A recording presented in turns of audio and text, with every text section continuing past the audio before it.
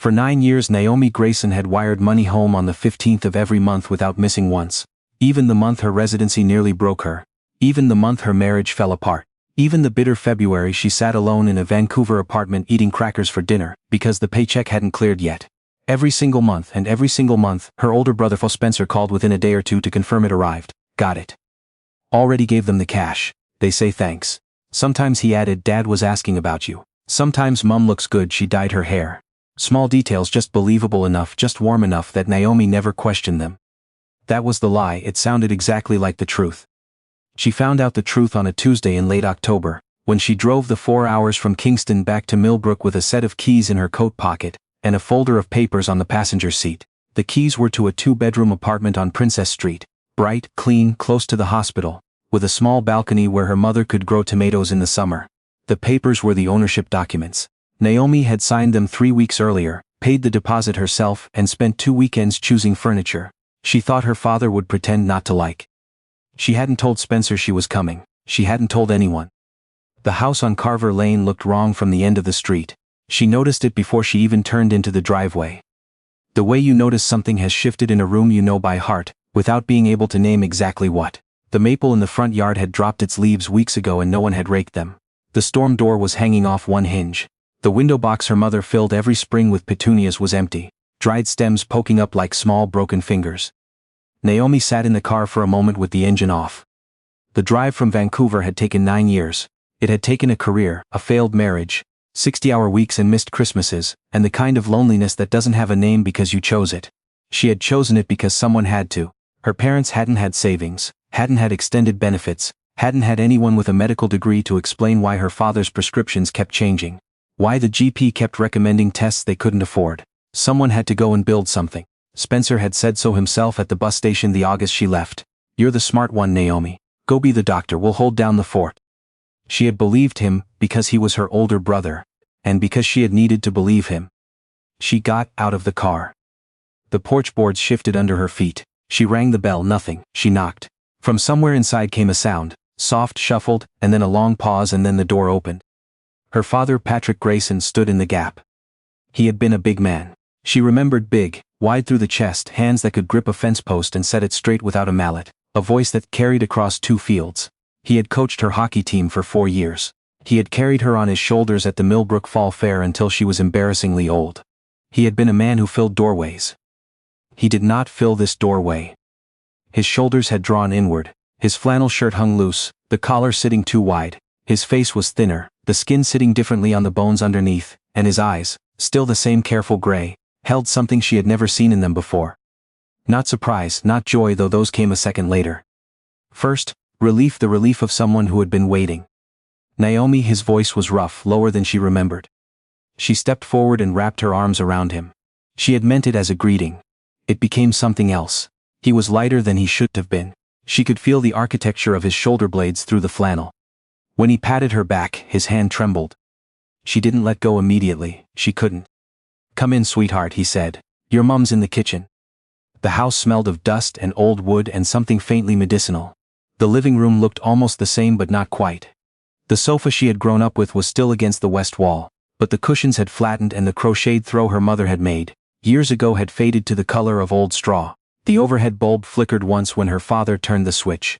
Near the window, stuffed into the gap between the sash and the frame, was a folded piece of cardboard torn from a cereal box. Not a draft strip, not foam weatherproofing, a piece of a cereal box. Her father had always been the man who fixed things. She moved her eyes away before he could see her looking.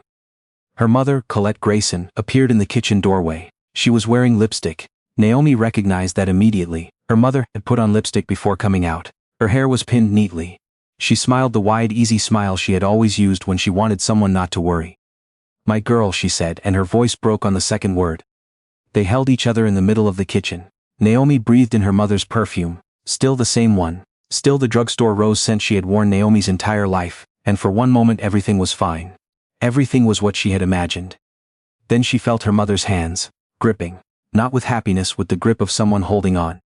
Naomi pulled back and looked at her. The lipstick was on, the eyes were exhausted. I should have come sooner, Naomi said. Her mother shook her head immediately. No, you were working, you were building your practice. That's what we wanted for you. Naomi looked past her into the kitchen. The cupboard above the counter was open. She saw a box of crackers, a tin of soup, a half-empty bag of rice, not a week's groceries, what was left when someone was trying to make things last. Her father lowered himself into the chair at the kitchen table with the careful, deliberate movement of a man who had learned to manage pain quietly. Her mother reached toward him automatically, a steadying hand that had become reflex. Naomi saw it. She saw all of it now. They talked about small things, the drive, the weather, whether she'd eaten on the road. Her mother poured tea into 3 mugs. None of them matched, one had a hairline crack filled with clear nail varnish, and carried them to the table with steady hands. But Naomi saw the slight shake as the last mug touched the table.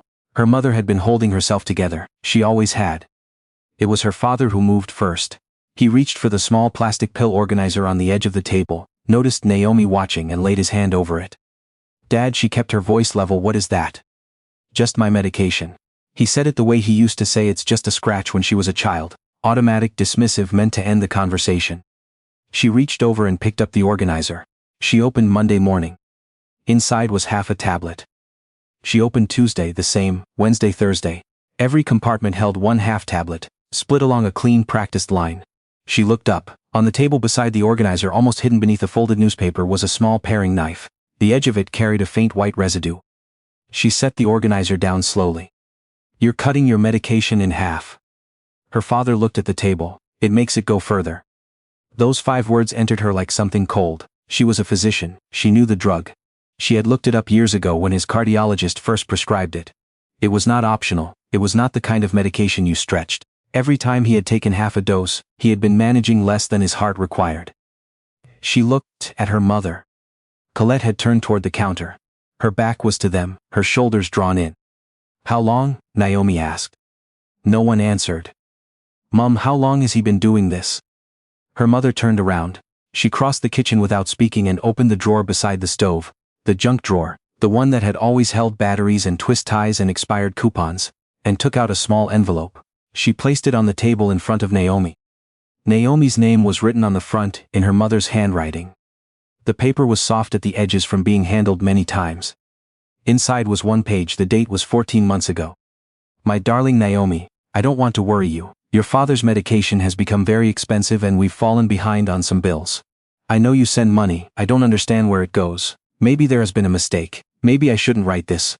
You've worked so hard and I don't want to pull you back. I'm sorry. All my love, Mum." Naomi read it twice. She set it down on the table, then she looked at both of them and said, "Tell me everything." The truth came out slowly, the way things do when people have been protecting someone from them for a long time. Spencer Grayson had been the one who handled the transfers. He'd insisted on it, early. "Mum and Dad don't have online banking set up properly, Naomi, let me manage it on this end." She had let him because she was in her 2nd year of residency and she was exhausted. And Spencer was present on the ground, there. She had been grateful. Every month for 9 years she had transferred money to Spencer. Every month Spencer had told her he'd passed it along. Sometimes he brought a small amount of cash to the house. Enough to be convincing, not enough to matter. Her mother said very quietly, "He told us you were having trouble, that your practice wasn't doing as well as you let on. He said we shouldn't ask for more. He said we should be grateful." Naomi opened her banking app and turned the screen toward them. 9 years of transfers, month after month, the early ones small. 150, 200. Later, when her practice grew, 500, sometimes more. Every entry noted clearly. For Mum and Dad, for Dad's prescriptions, for the house repairs. All of it marked for them. None of it received. Her father stared at the screen. He pressed his lips together. He said nothing. But his hand, his big, careful hand, began to shake against the table. "We never saw this," he said at last. That night, after her parents were asleep, Naomi sat at the kitchen table with every piece of paper she could find. Overdue utility bills, the past due pharmacy notice. The letter her mother had never sent. She arranged them in careful rows.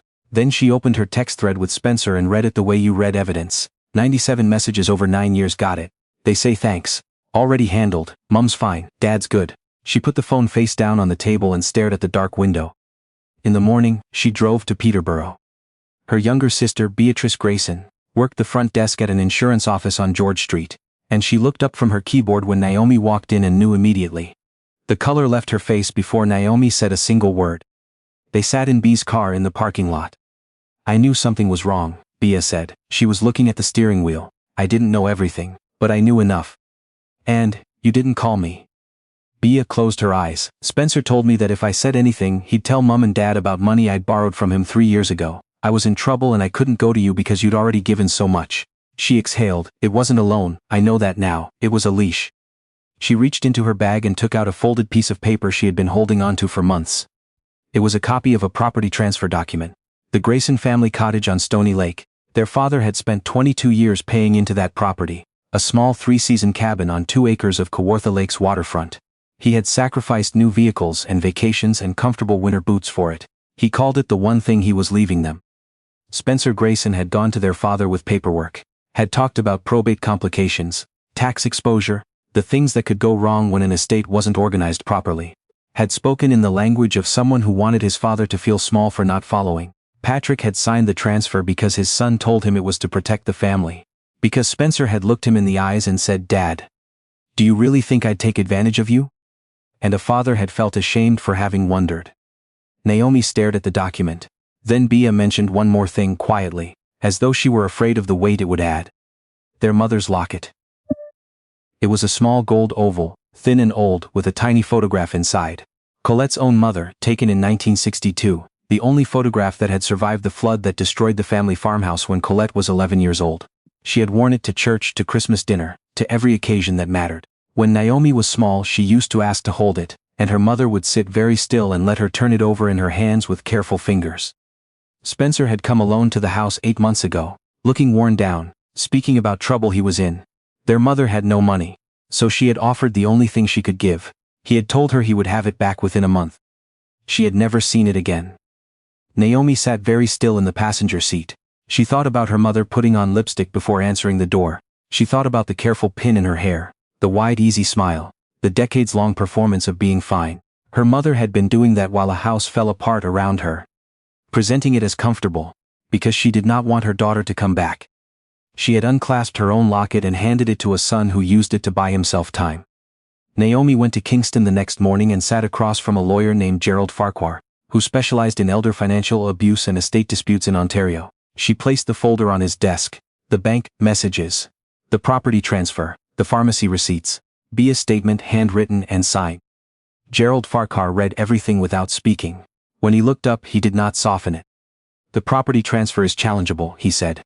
"Undue influence, fraudulent inducement.